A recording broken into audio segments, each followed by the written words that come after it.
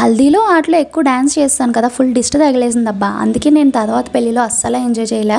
Full headache. ఇది వచ్చి పెళ్లి కొడుకుని తీసుకొచ్చే టైంలో అప్పుడు ఏదో కొంచెం ఎంజాయ్ చేశాను, తర్వాత నుంచి ఫుల్ హెడేక్. ఇంకా నేను ఇంటికి వెళ్ళిపోవాలి అనే పొజిషన్కి వచ్చేసాను. బట్ పెళ్ళి ఇంతవరకు వచ్చాం కదా, పెళ్ళి చూసి వెళ్దామని చెప్పి అలా ఉన్నాము. అండ్ టైం కూడా చాలా ఎర్లీగా వచ్చింది. ముహూర్తం 8:30కి ముహూర్తం, 10 ఆ టైంకి క్లోజ్ అయిపోతుంది కదా. సో ఇంకా పెళ్ళి అనేది స్టార్ట్ అయిపోయింది. ఇంకా వీళ్ళు మేకప్లే అవ్వలేదు. నేను కూడా ఫస్ట్లో అట్లాగే ఉండేదాన్ని, ఇప్పుడు అలవాటు అయిపోయింది క్విక్ మేకప్ అనమాట. ఇంకా తాళి కట్టిన తర్వాత అచింతలు వేసేసి ఇంకా డ్రెస్ అనేది చేంజ్ చేసి బయటకు వచ్చేసాను.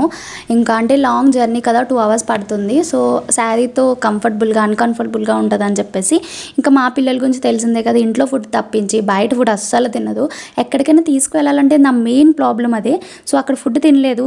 దారిలో ఒక చిన్న హోటల్ కనిపిస్తే అక్కడ కూడా టిఫిన్ పెట్టాను, అది కూడా తినలేదు. ఇంకెంతే అనమాట బయటికి తీసుకొస్తే. అందుకే నేను తీసుకురాను. సో ఇలా అయితే నడే అయింది.